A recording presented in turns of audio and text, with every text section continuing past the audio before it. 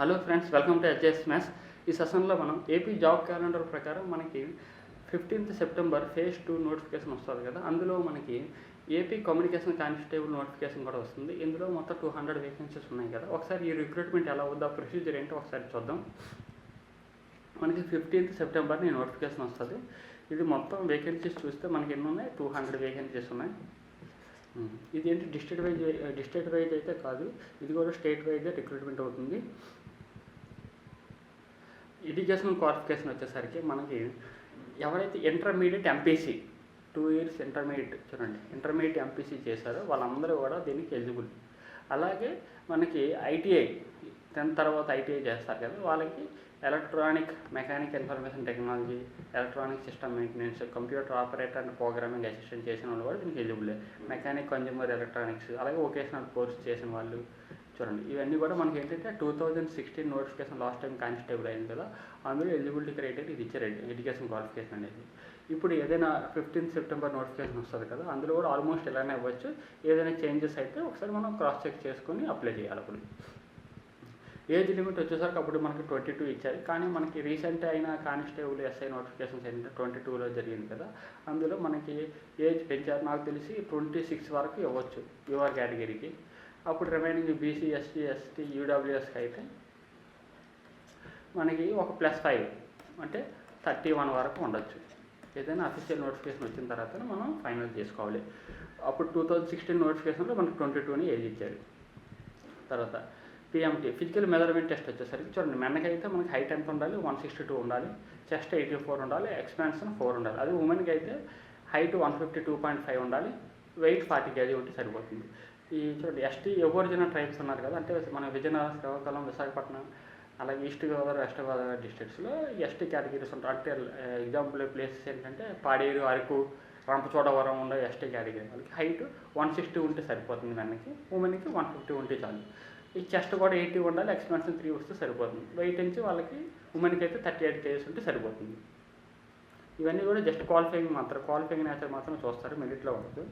తర్వాత physical efficiency test మనకి 10 minutesలో men అయితే 10 minutesలో మెన్కి 1600 minutes కంప్లీట్ చేయాలి. అదే ఉమెన్ అయితే 12 minutes 30 secondsలో 1600 minutes కంప్లీట్ చేయాలి. సెలక్షన్ ప్రొసీజర్ ఎలా ఉంటుందంటే, ఫస్ట్ మనం అప్లై చేస్తాం కదా, అప్లై చేసిన తర్వాత వాళ్ళకి డాక్యుమెంట్ వెరిఫికేషన్ చూస్తూ ఫిజికల్ మెజర్మెంట్ టెస్ట్, తర్వాత ఫిజికల్ ఎఫిషియన్సీ టెస్ట్ అవుతుంది. వీళ్ళందరూ ఎవరైతే దీంట్లో క్వాలిఫై అవుతారో వాళ్ళు మాత్రం రిటన్ ఎగ్జామ్కి ఎలిజిబుల్ అవుతారు. వాళ్ళకి టెక్నికల్ పేపర్ 200 మార్క్స్ ఉంటుంది. చూడండి, లాస్ట్ టైం నోటిఫికేషన్లో ప్రిలిమినరీ ఎగ్జామ్ లేదు, డైరెక్ట్ ఫైనల్ ఎగ్జామ్ పెట్టారు. ఈసారి ఏవైనా చేంజెస్ ఉంటే ఉండొచ్చేమో. మనం ఏదైనా 15th సెప్టెంబర్ అఫీషియల్ నోటిఫికేషన్ వస్తుంది కదా, దాన్ని బేస్ చేసుకొని మనం చేయాలి, మనం కన్ఫర్మ్ చేసుకోవాలి ఏదైనా.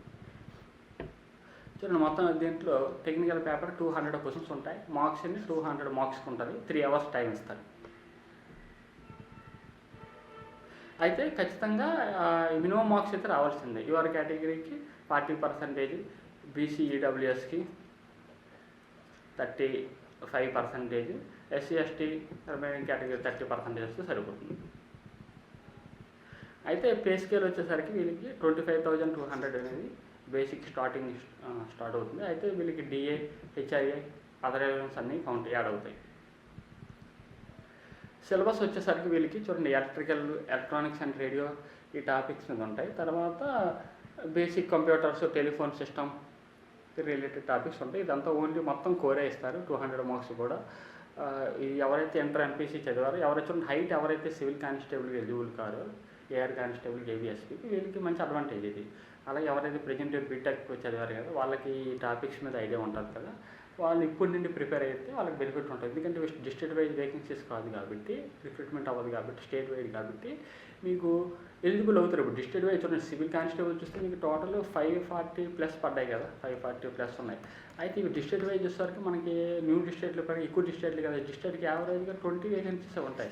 ఇందులో మీరు కేటగిరీ వైజ్ ఈ బీసీడీ కేటగిరీ చూసామనుకోండి, 2వ 3వ పోస్టులు ఉంటాయి. అవి కూడా ఉమెన్ కేటగిరీ 33% తీస్తే 1వ 2వ పోస్టులు ఎలిజిబుల్ అవుతారు అంతే. అలా ఇక్కడ ఇంకొన్ని 200 పోస్టులు మీరు ఎలిజిబుల్ కాబట్టి ఇందులో బీసీడీకి ఎక్కువ వేకెన్సీస్ ఉంటాయి కదా, ఆ విధంగా మీకు అడ్వాంటేజ్ ఉంటుంది. అది మీరు కోర్లో స్ట్రాంగ్ ఉంటే మీరు దీని మీద ఎక్కువ ఫోకస్ చేయండి. 2 ప్యారలల్గా చదవద్దండి. ఏదో ఒకటి అయితే మీరు కమ్యూనికేషన్ కానిస్టేబుల్ ఫిక్స్ అయిపోండి, లేకపోతే సివిల్ కానిస్టేబుల్కి ఏఆర్ ఏపీఎస్పీ గ్రౌండ్ కూడా మీరు ప్రాక్టీస్ చేసుకుంటే బెస్ట్. ఏదో ఒకటి డిసైడ్ అయ్యి ఇప్పటి నుంచే మీరు ప్రిపేర్ అవ్వాలి.